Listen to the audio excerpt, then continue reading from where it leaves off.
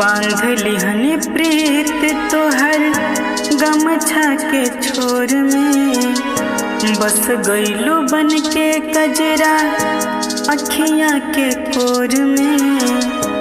ना जाने जादू कैसन यार हो गई मोर जान हो ए परान हो, मोर जान हो तोहरे से प्यार हो गई। ए जान हो तोहरे से प्यार हो गई।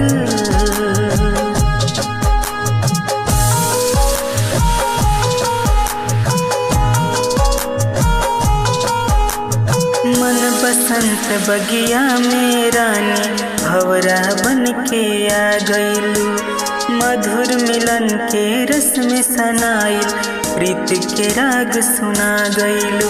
ये प्यार कइल ना जाला, जब होला तो बस हो जाला।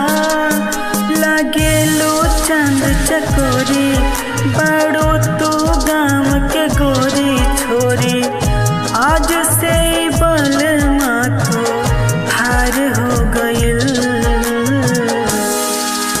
ए जान हो ए परान हो, मोर जान हो तोहरे से प्यार हो गइल। ए जान हो तोहरे से प्यार हो गइल।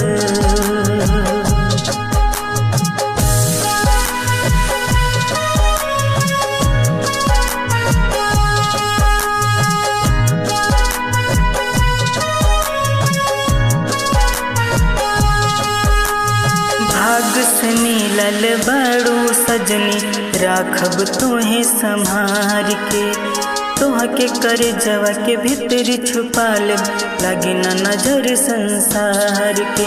दिल के बंधन जुड़ जाला, तब यार खुदा बन जाला। नैया के गगरी छलकल, दिल हमरो आजे बहकल सहकल। तोहरा से मिले के विचार हो गइल। ए जान हो मोर परान हो, ए जान हो तोहरे से प्यार हो गइल। मोर जान हो तोहरे से प्यार हो गइल।